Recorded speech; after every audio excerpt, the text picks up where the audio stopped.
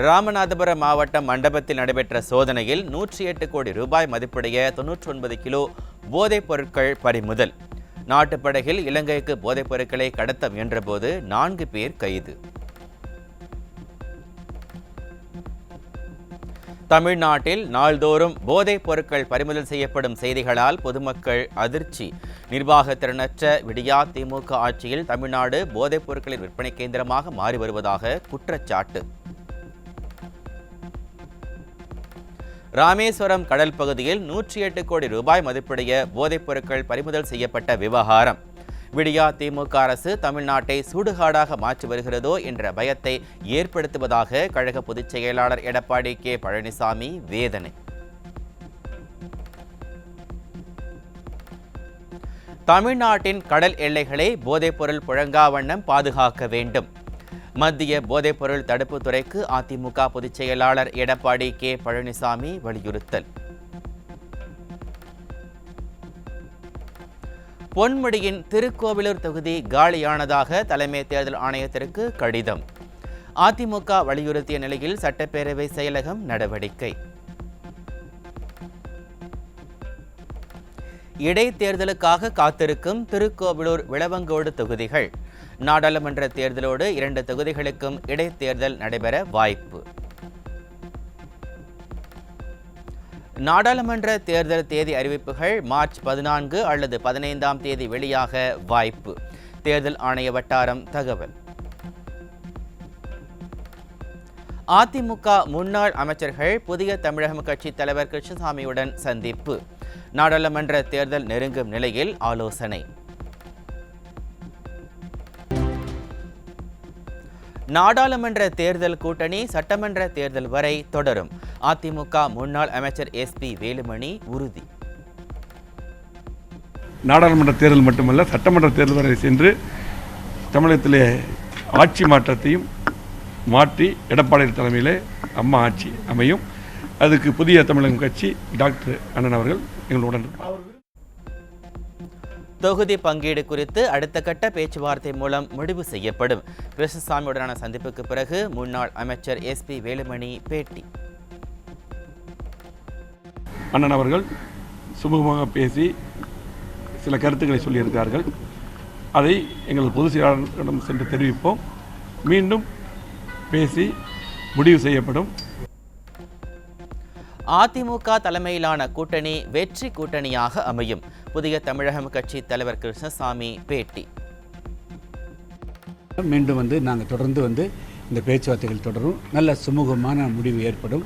ஒரு வலுவான கூட்டணி தமிழகத்தில் வெற்றி கூட்டணி அமையும் என்ற நம்பிக்கை எங்களுக்கு இருக்கிறது. அதிமுக உடனான கூட்டணி பேச்சுவார்த்தை சுமூகமாக நடைபெற்றது. புதிய தமிழகம் கட்சி தலைவர் கிருஷ்ணசாமி பேட்டி.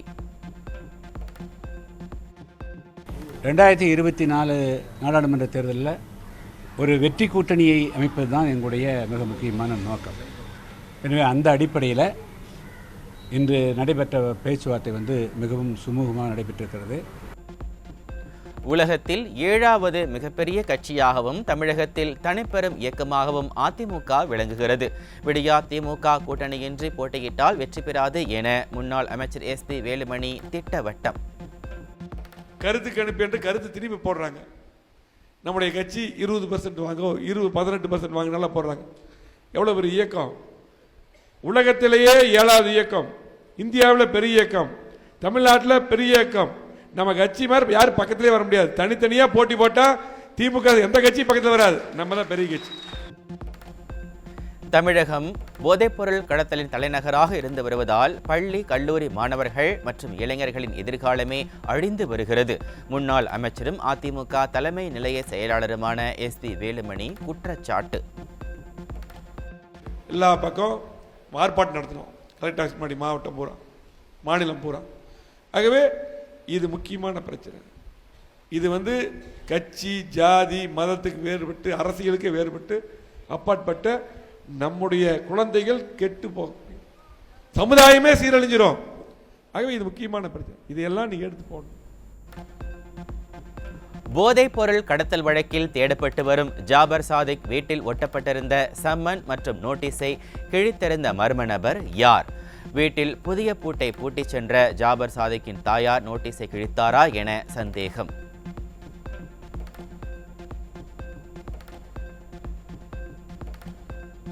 மங்குனி முதல்வர் ஸ்டாலினுக்கு அதிமுக முன்னாள் அமைச்சர் ஜெயக்குமார் கடும் கண்டனம். அதிமுக ஆர்ப்பாட்டங்களுக்கு நேரடியாக பதிலளிக்க முடியாமல் பழைய மோட்டார் சைக்கிள் RS பாரதி மூலம் பேட்டியளிக்க வைத்ததற்கு கண்டனம். பன்னீர் மீதான சொத்து குவிப்பு வழக்கு வரும் 25, 26ஆம் தேதிகளில் ஆஜராகி வாதங்களை முடிக்க சென்னை உயர்நீதிமன்றம் உத்தரவு. சனாதன தர்மம் குறித்து தமிழக முற்போக்கு எழுத்தாளர் சங்கத்தில் பேசியது தொடர்பாக சென்னை உயர்நீதிமன்றத்தில் தொடரப்பட்ட வழக்கு. திமுக அமைச்சர்கள் உதயநிதி, சேகர்பாபு, திமுக MP ஆண்டிமுத்து ராசா ஆகியோருக்கு எதிராக தாக்கல் செய்யப்பட்ட மனுக்கள் மீது இன்று தீர்ப்பு.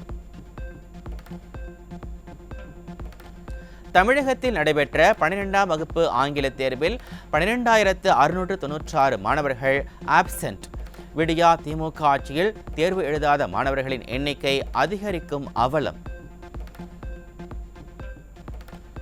சென்னையில் உள்ள அனைத்து மருந்தகங்களிலும் 30 நாட்களுக்கு CCTV கேமராவை பொருத்த ஆட்சியர் உத்தரவு. CCTV கேமராக்கள் பொருத்தாத மருந்தகங்கள் மீது சட்டப்பூர்வ நடவடிக்கை எடுக்கப்படும் என எச்சரிக்கை.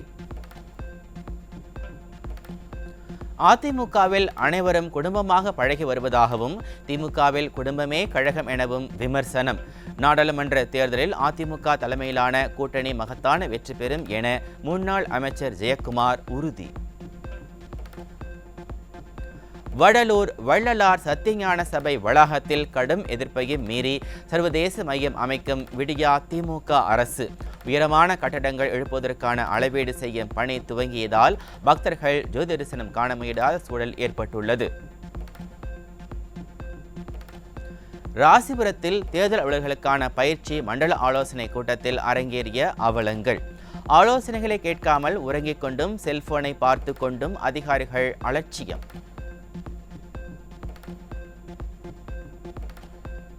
திருத்தணியில் 11 மற்றும் 12ஆம் வகுப்பு பொதுத் தேர்வு வினாத்தாள்கள் தனியார் பள்ளி வேன்களில் எடுத்து வந்த கல்வித்துறை அதிகாரிகள். வினாத்தாள்கள் பண்டல்களை இறக்கி வைக்க காவல்துறையினரை பயன்படுத்திய அவலமும் அரங்கேறியது.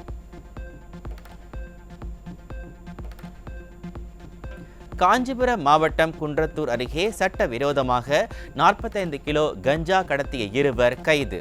விடியா அரசின் ஏவல் துறை போதைப்பொருள் புழக்கத்தை கட்டுப்படுத்த தவறியதால் மாணவர்கள் போதைப் பழக்கத்திற்கு ஆளாகும் அவலம். விருதுநகர் மாவட்டம் திருச்சுழி காவல் நிலையம் அருகே பணியில் இருந்த பெண் காவலரை தாக்கிய இளைஞர் கைது. விடியா ஆட்சியில் பெண் காவலர்களுக்கே பாதுகாப்பு இல்லாத சூழல் ஏற்பட்டிருப்பதாக மக்கள் குற்றச்சாட்டு.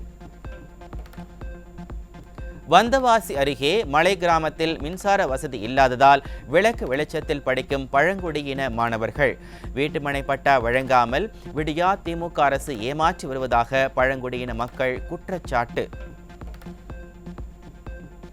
திருவள்ளூர் அருகே விடியா திமுக கிளை செயலாளரின் காதை கடித்து துப்பிய ஆட்டோ ஓட்டுநரால் பரபரப்பு. சாலையை உயரமாக அமைத்தது தொடர்பாக இருவருக்கும் ஏற்பட்ட வாக்குவாதத்தில் நிகழ்ந்த விபரீதம்.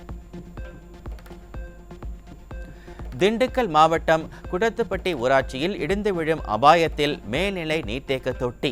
உயிர் சேதம் ஏற்படும் முன்பு அகற்ற விடியா அரசுக்கு பொதுமக்கள் வலியுறுத்தல்.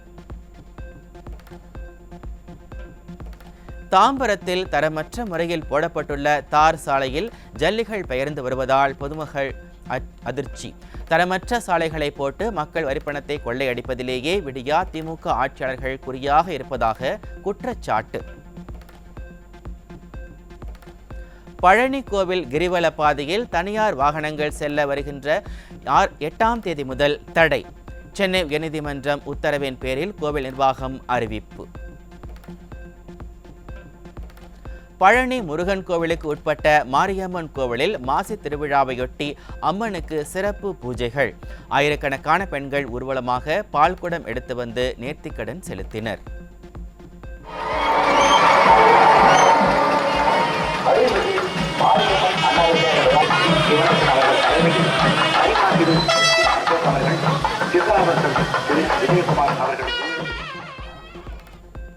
வால்பாறையில் மணல் திட்டு போல் காட்சியளிக்கும் சோலையார் அணை.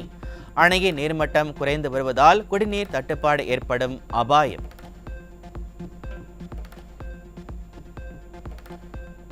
தமிழகத்தில் கோடைக்காலம் தொடங்கும் முன்பே சேலம், ஈரோடு, தருமபுரி மற்றும் கரூரில் சதம் அடித்த வெயில். பகலில் வெயிலின் தாக்கம் அதிகரித்து வருவதால் மக்கள் கடும் அவதி. நீக்கப்பட்ட இந்திய செயலிகளை மீண்டும் பிளே ஸ்டோரில் அனுமதிக்க கூகுள் நிறுவனம் ஒப்புதல். இந்திய நிறுவனங்கள் சேவை கட்டணம் செலுத்துவது தொடர்பாக தீர்வு எட்டப்படும் என மத்திய அரசு அறிவிப்பு. இந்தியா இலங்கை இடையே கடலுக்கு அடியில் 120 கோடி டாலர் செலவில் மின் இணைப்பு திட்டம். இரு நாடுகளும் இணைந்து பணியாற்றி வருவதாக இலங்கை எரிசக்தி அமைச்சகம் தகவல். இந்திய கிரிக்கெட் அணியிலிருந்து ஓரம் கட்டப்பட்ட சுழற்பந்து வீச்சாளர் ஷபாஸ் நதீம் சர்வதேச கிரிக்கெட் மற்றும் முதல் தர போட்டியிலிருந்து ஓய்வு பெறுவதாக அறிவிப்பு.